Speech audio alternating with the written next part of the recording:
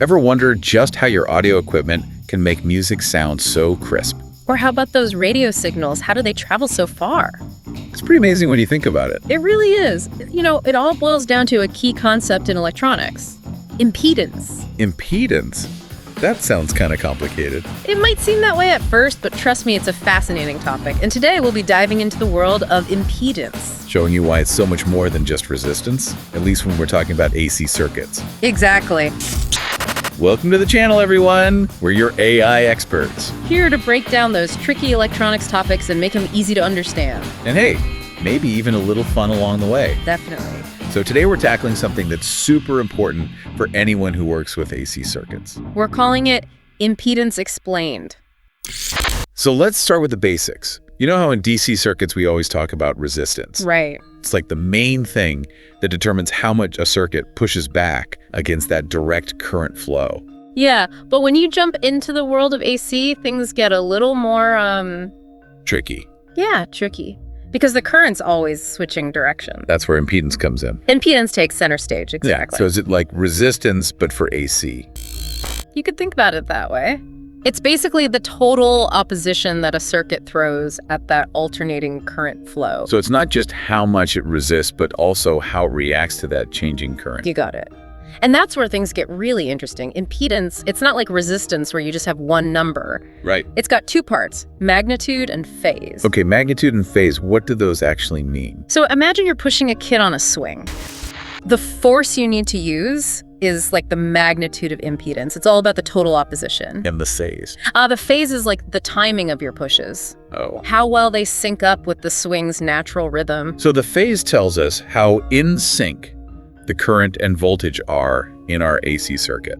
Exactly, you're getting it. And because impedance has these two parts, we represent it with a complex number. Okay. Usually shown as Z. Okay, complex numbers. I vaguely remember those from math class. How do they apply here? Well, just like a complex number, Z has two parts, a real part and an imaginary part. The real part is the resistance. Resistance we know. What about the imaginary part? The imaginary part, that's the reactance, which is shown as X. Yeah. Reactance comes from things like inductors and capacitors. They're the components that like to store and release energy, Right. which messes with the timing of that current flow. Yeah, inductors and capacitors, those are like the energy storage units of a circuit. Exactly. And how they act adds this whole other layer of complexity to AC circuits. So reactance basically how inductors and capacitors mess with the AC flow. Yeah, and there are two kinds. Inductive reactance, which obviously comes from inductors. Right. And then you've got capacitive reactance, which comes from capacitors. Okay, so we've got inductors and capacitors, and they each affect reactance. And then, of course, there's resistance. How do they all work together to create impedance? It's like a recipe. You take your resistance, add in some inductive reactance, and a dash of capacitive reactance. Combine them in the right way, and bam, you get the total impedance of your circuit. So that impedance is what decides how the circuit behaves with AC. Exactly. It affects all kinds of things, from power transfer to signal behavior. Okay, this is starting to make more sense now. Yeah. But I am curious about these different types of reactance. Like, how do they actually behave? Yeah. Let's start with inductive reactance. What's the deal with that? Well, inductive reactance, it gets bigger as the frequency of the AC signal goes up. Imagine trying to push that swing faster and faster. Gets harder, right? Definitely. That's because the inductor is pushing back against those rapid changes in the current. So higher frequency equals more pushback from the inductor. Exactly. This is like inductors are the slowdown guys in a circuit. That's a great way to think about it. Now with capacitive reactance, it's the opposite. When the frequency goes up, capacitive reactance actually goes down. So capacitors are like, come on in to those higher frequencies. What's going on there? Okay, so picture a capacitor like a gate. Okay, a gate. As that frequency goes up, the gate swings open wider. Let's pick it more current through. Interesting. So inductors and capacitors, they're always kind of fighting over that AC current. It's a good way to visualize it. And how that battle plays out along with the resistance, well, that determines the overall impedance of your circuit. And this whole frequency dependence thing with reactance, does that actually matter in the real world? Absolutely. It's huge in audio engineering. Think about designing a speaker system. Yeah. Audio signals, they have a whole bunch of frequencies mixed in, from those low bass notes to the really high trebles. Right, and you want all those frequencies to be amplified the right way so the music sounds good. Exactly. That's where impedance comes in. By picking components with specific impedance valors at different frequencies, well, engineers can actually control the flow of those audio signals. So you can like fine-tune the impedance to boost certain frequencies and like quiet down others? Precisely. It's like creating circuits that act like filters. You can choose which frequencies get amplified and which ones get toned down to get just the right sound. That's so cool. So impedance is basically the secret sauce behind how our audio equipment sounds. You could say that. It's a big deal in things like equalizers and those crossovers in speaker systems, even those tiny circuits in your headphones that make the music sound so rich and detailed. Wow, I had no idea impedance was so important for good sound. It's one of those fundamental things that's working behind the scenes, but without it, our electronic world would sound very different. Okay, so we've seen how impedance is key in audio stuff. Are there other places where it's just as important? Oh, for sure. Another great example is radio communications. When you transmit or radio signal, you're sending those oscillating electric and magnetic fields out into space. Like waves traveling through the air? Exactly. And to send those waves efficiently, you got to pay attention to impedance. Okay. Specifically, you need to match the impedance of your antenna to the impedance of the transmission line. Matched. What do you mean by that?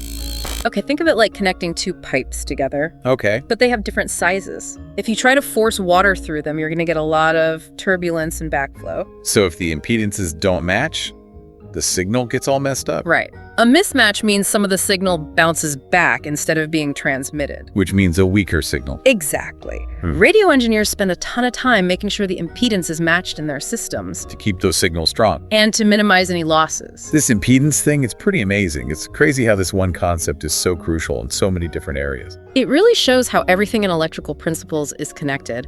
And we're just scratching the surface here. Impedance pops up in all sorts of AC applications, from power transmission to signal processing.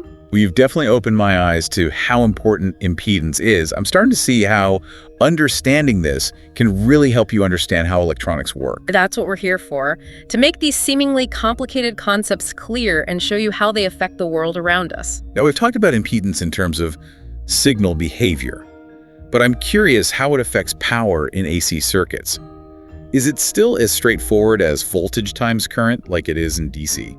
That's a great question, and it leads us to an important difference in AC circuits, the difference between real power, reactive power, and apparent power. Okay, 3 types of power. That's interesting, but I'm not sure I totally get it. Let's start with real power. What exactly is that? Real power, sometimes it's called active power. That's the power that's actually doing the work. Okay. It's the power that gets turned into things like light or heat or motion, the stuff that actually makes our devices go. So that's what we're paying for on our electricity bill. Exactly. It's the power that matters in our day-to-day lives. All right, that makes sense. So what about reactive power? What's its deal?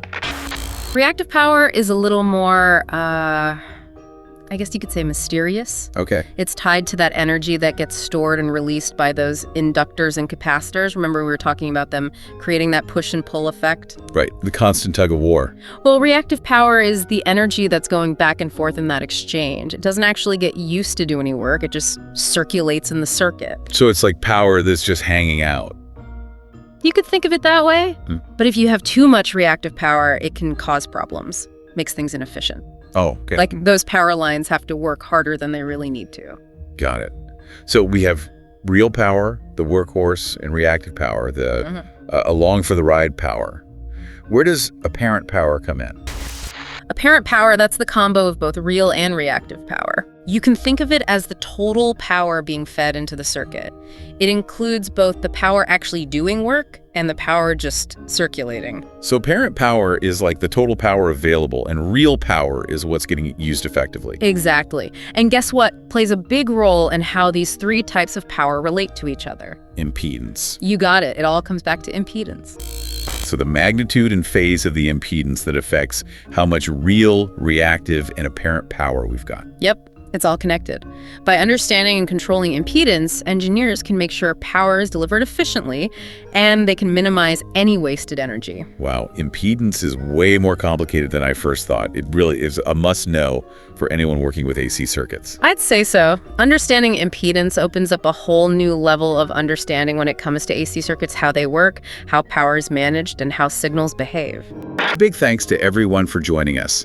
Hope you found it helpful. If you did, be sure to give this video a thumbs up. Subscribe to our channel for more deep dives into the world of electronics and drop a comment below. We always love hearing your thoughts and questions. And if you're ready to learn more about AC circuits, definitely check out our next video. We'll be exploring the ins and outs of capacitance. Until then, keep those circuits humming.